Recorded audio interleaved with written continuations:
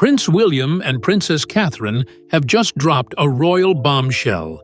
Baby number 4 is officially on the way. The palace confirmed the news in a shock announcement, and the timing has everyone talking. With the monarchy in transition, this isn't just a baby. It could change everything. The Palace Bombshell, September 21st. Announcement. On September 21st, 2025 at exactly 9 a.m., Buckingham Palace quietly dropped a 2-line statement that sent shockwaves through the media. Princess Catherine is expecting her 4th child. And while the news itself was stunning, the way it was revealed raised even more eyebrows. There was no photo, no follow-up appearance, not even the word "delighted." Just 2 carefully chosen sentences that left the public and press buzzing. Within 6 hours, top outlets like BBC, Sky News, and The Times had picked it up. Commentators jumped in immediately, analyzing the cold tone of the release. One royal correspondent put it bluntly, "It felt clinical, protective, like a message crafted to say just enough, and no more." This wasn't just another baby announcement, it was a sign.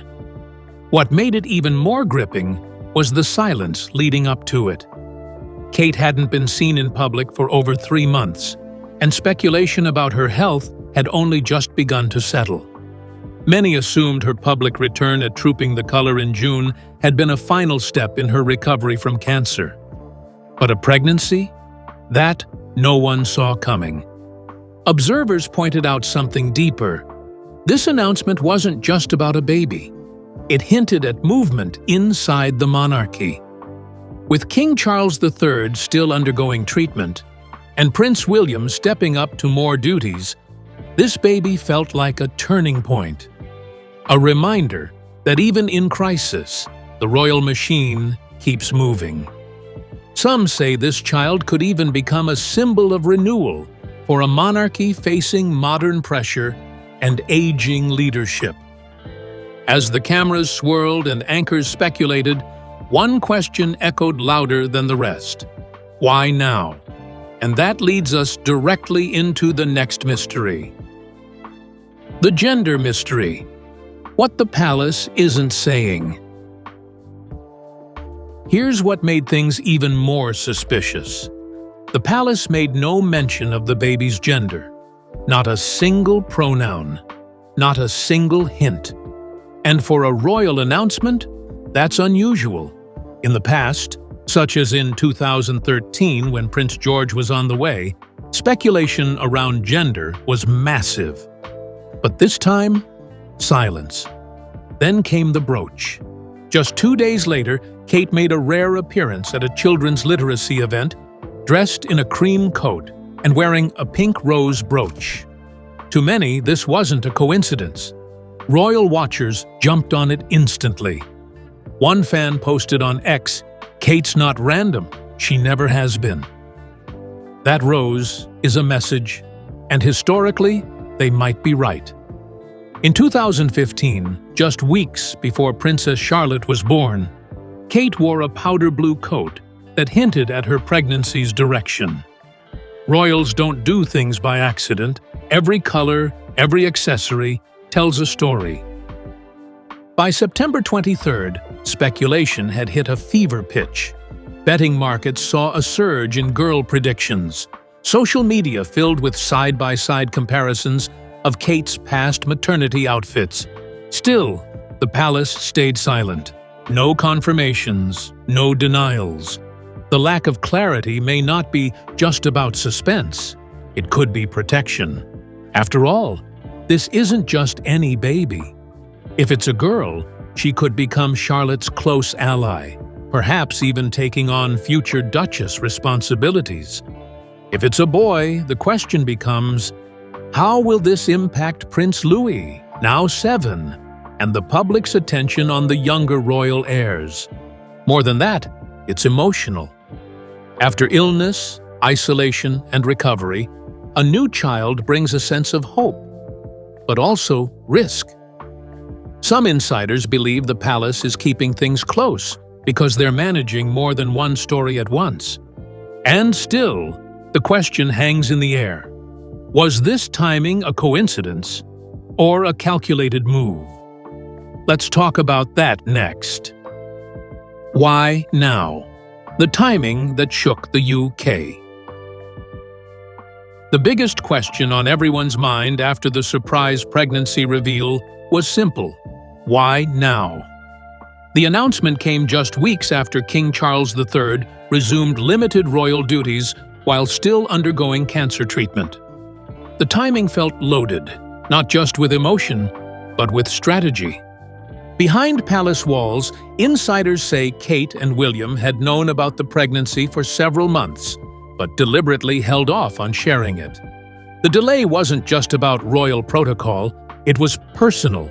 Kate's recovery was still ongoing. After her major abdominal surgery in January 2024 and the shocking cancer announcement in March, the couple needed space to breathe, to heal, and to prepare. But when they did reveal it, they didn't just drop it on a random day. The statement was precisely placed after Kate's return at Trooping the Color, but before the monarchy entered another round of public appearances. This wasn't just a family update, it was a message. We're still standing, and we're growing. One royal aide, speaking anonymously, said, "The palace didn't want this seen as a comeback stunt. It was about strength, not spectacle." And yet, the world still struggled to connect the dots. Just 18 months earlier, the Princess of Wales was battling fatigue, nausea, and chemotherapy. Now, she's expecting again? To many, it felt like a declaration of resilience, but also a gamble. In the background, King Charles's health remains uncertain. William is slowly stepping into a more central role, attending events his father once led. The pregnancy's timing shifts the public focus, from concern and decline to continuity and life. This wasn't just a personal decision, it was a power move. And at the center of it all, a woman who's redefined royal motherhood in front of the world. Kate's motherhood. Evolution, from George to baby number 4. To understand what this fourth pregnancy means, you have to go back to July 2013, the day Prince George was born. Kate, just hours after labor, stepped out of St. Mary's Hospital in a polka-dot dress, baby in arms, smiling. It wasn't just a photo op. It was a break from tradition. No hiding behind palace walls. She showed the world the reality of childbirth, messy, emotional, and powerful. What many don't know is that Kate suffered from hyperemesis gravidarum, a severe form of nausea that had left her hospitalized early in that first pregnancy. Still, she showed up, vulnerable and open. By 2015, with Princess Charlotte, Kate began to speak publicly about her use of hypnobirthing, a technique that focuses on breath and calm visualization. It wasn't something royals typically discussed, but Kate was already shaping a new kind of mother, modern, relatable, and honest. Then came Prince Louis in 2018. That pregnancy was harder. Kate dealt again with intense illness, but pushed forward with grace. Around that time, she started speaking out about maternal mental health, sharing stories about guilt, loneliness, and pressure. She even appeared on the podcast Happy Mom, Happy Baby, saying, "It's so hard. You get a lot of support with the baby, but not with you as a mother." It struck a chord, because it was real. Now, in 2025, this fourth pregnancy feels heavier. Not just physically, but emotionally. She's gone through public illness, private battles, and now she's choosing to move forward. This isn't just another royal baby. It's the continuation of a journey that's been watched, judged, and deeply respected. And through it all, one person has never left her side. Her partner in every chapter, Prince William. Let's talk about him next. William, the quiet strength behind the scenes. Since the beginning of their royal parenthood journey, Prince William has rarely taken center stage, but he has always been the constant in the background, holding everything together. His quiet loyalty isn't just admirable, it's been critical. Back in 2013, when Kate was hospitalized with hyperemesis gravidarum during her first pregnancy, William was seen visiting her nightly, often slipping past photographers unnoticed. His actions spoke louder than any official statement ever could. By 2017, during her most difficult pregnancy with Prince Louis, William had become a full-time father on top of being a working royal. He handled school runs, bedtime routines, and public duties, all while shielding Kate from excess media pressure. Insiders said William made sure she didn't have to worry about anything at home. He wanted her only focus to be healing and the baby. But it's not just practical support. William's emotional presence is just as deep. Losing Princess Diana in 1997 shaped his entire approach to parenthood. He said in interviews that he wants his children to feel loved every day, not just in duty but in presence. During Kate's cancer battle in 2024, William quietly pulled back from royal appearances, reducing his schedule by nearly 30% to focus on his family. Behind palace doors, he managed it all: Kate's recovery, the kids' schooling, royal duties, and the uncertainty of King Charles's illness. His strength isn't flashy. It's not covered in tabloids every day. But it's visible in the small moments. The hand on Kate's back at an event, the way he watches George at rugby matches, or how he gently guides Charlotte during balcony appearances. Now, with a fourth baby on the way, William's role as a father and future king is more important than ever. He isn't just preparing for the crown, he's safeguarding his family's foundation. But what about the children already in the spotlight? Their lives are changing too, and fast.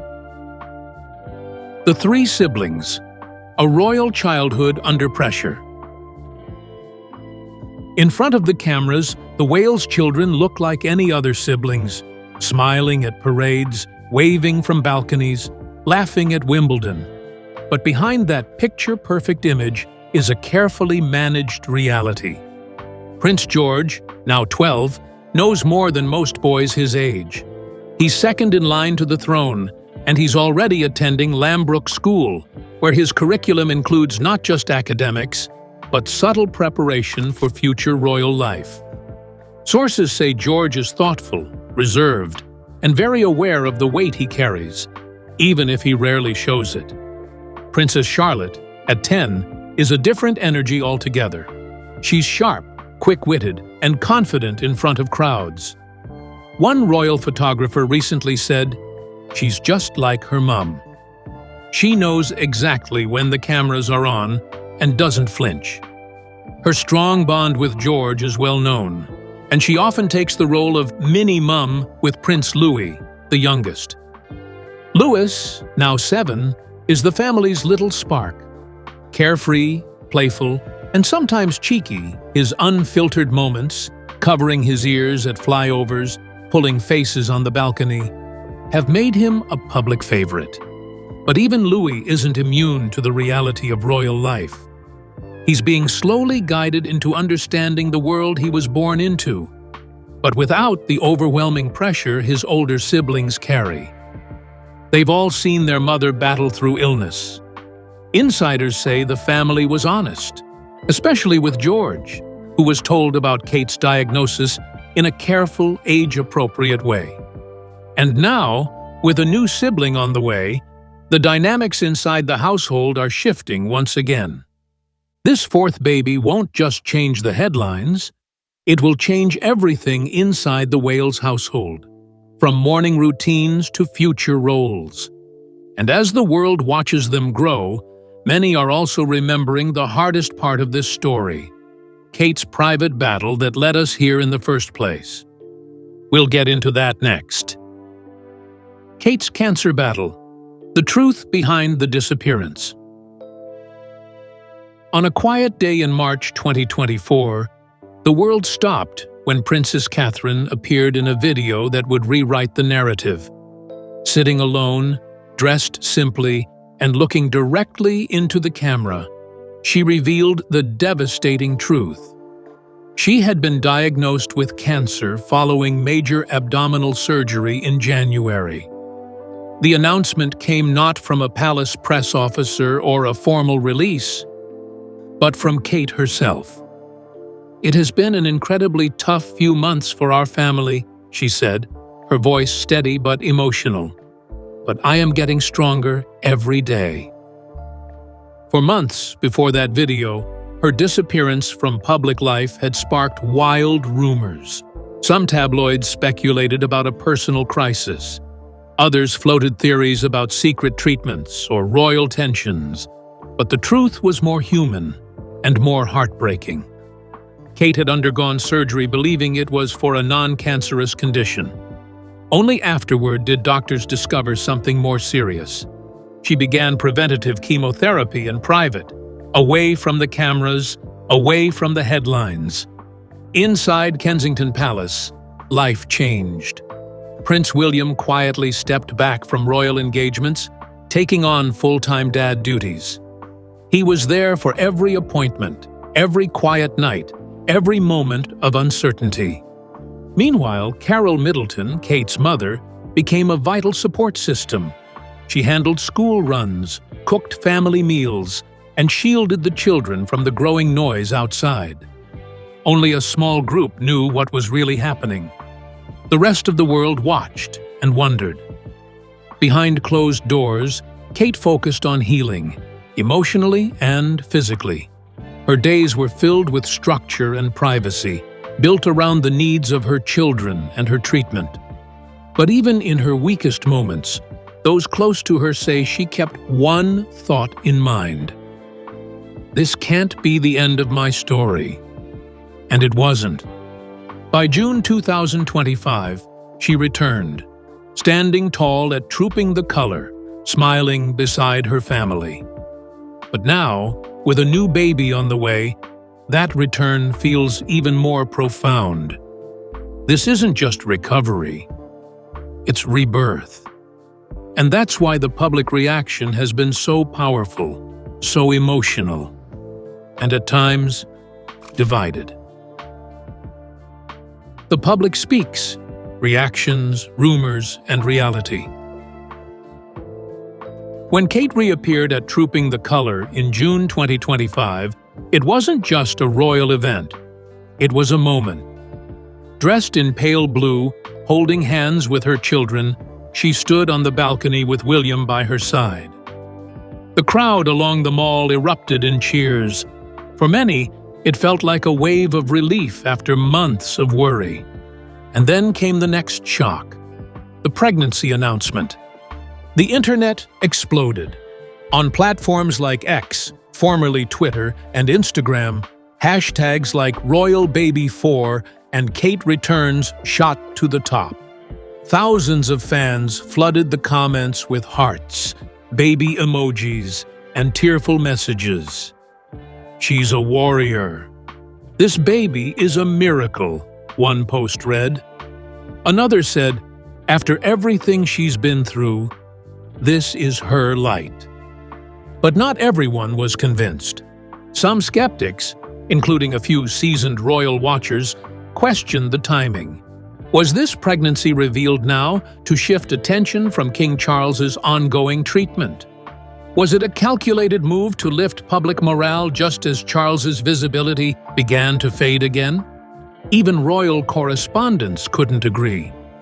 One headline called it a symbol of hope. Another called it a palace distraction. Still, no one could ignore the impact. Overnight, the entire royal narrative shifted. News outlets ran baby name polls. Morning shows debated nursery colors, and for the first time in months, the monarchy wasn't being talked about in whispers, it was being celebrated in headlines. No matter the opinions, one thing became clear. Kate's presence, and this pregnancy, had recentered the monarchy. But behind every public story is a deeper palace strategy, and that's where we're headed next. The palace strategy: stability or smoke screen? While millions celebrated Kate's pregnancy, those inside palace circles saw it as something more than just joyful news. This wasn't just about a new baby. It was about timing, narrative control, and the future of the British monarchy. With King Charles III undergoing ongoing cancer treatment, the crown is in a transition phase. Behind the scenes, Prince William has already taken over a significant number of public and ceremonial duties. And with that shift, the royal household needed something powerful to redirect the public gaze, something that felt fresh, hopeful, and full of legacy. Enter baby number 4. Insiders suggest the palace was fully aware of how this announcement would land. One courtier reportedly said, "The public needed something to believe in again. This baby offers that, a symbol of family, of endurance, of tomorrow." But here's the question that keeps coming up. Is this announcement about joy or about control? Bringing a 4th child into the spotlight helps shift the conversation. It draws attention away from Charles's declining public role and onto the growing future of the Wales family. And in a monarchy built on symbolism, that shift is everything. Even the child's position within the royal line, 6th in line to the throne, is strategic. They're close enough to be relevant, but far enough to live with relative freedom. Not a direct heir, but not forgotten either.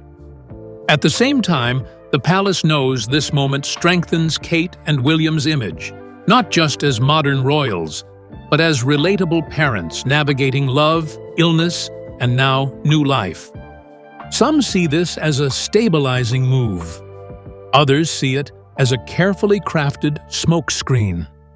But either way, the royal family has regained control of the public narrative, at least for now. Still, the most important chapter hasn't happened yet. It's the one that's coming, and it could change everything. What comes next? A royal baby, a royal reckoning. The baby is expected to arrive in spring 2026, and when they do, the world won't just be waiting. It will be watching every single detail. From the name to the gender, from the first blanket-wrapped photo to the hospital step reveal. Every moment will dominate headlines, flood social media, and trigger global speculation. But behind all the glitter and public celebration, something far more serious is unfolding inside the walls of the monarchy. The British royal family is standing on the edge of generational transformation. King Charles III, still receiving treatment for cancer, is no longer the daily face of the monarchy. His appearances are limited, his health unpredictable, and his future delicately managed. In his quiet retreat, Prince William has been stepping forward, not with fanfare, but with precision. His speeches have increased. His presence at key events has grown. And behind palace gates, he's preparing not just for fatherhood again, but for leadership. And in the middle of that transformation comes this child, a 4th baby. One who arrives not during peace and stability, but at a time of uncertainty, evolution, and quiet recalibration. This isn't a royal birth like the others. It's a marker, a symbol that even as the old guard fades, the House of Windsor isn't retreating. It's reshaping. For Kate, this pregnancy means everything. It's not just physical. It's not just about family. It's about reclaiming control of her own story after a harrowing chapter that nearly silenced her. For nearly 2 years, she vanished from the spotlight, first for surgery, then for preventative chemotherapy, and finally for the emotional recovery that followed. She returned in summer 2025, standing tall. But it's this pregnancy that has turned the tide. As one Palace aide shared, "This isn't a comeback. This is her continuation." Sources close to the couple say William has further reduced his royal engagements to focus on home life in the final months before the baby's arrival. His priority now? Protection of Kate's peace, the children's routine, and the sacred moments of privacy they can still hold on to. But privacy is hard to maintain when the stakes are this high. Every move Kate makes is under a microscope, from her maternity style and public appearances to whispers about where the birth might take place.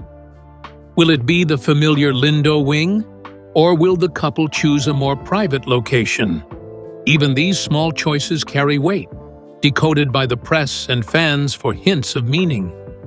And then there's the child itself, not an heir, but not irrelevant either.